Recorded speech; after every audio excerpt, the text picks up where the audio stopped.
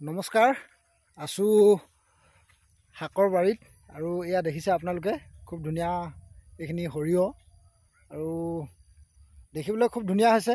ইয়াত লগতে ঘেঁহু আছে এখন বাৰীত আৰু যিজনে খেতি কৰিছে তেখেতো আছে।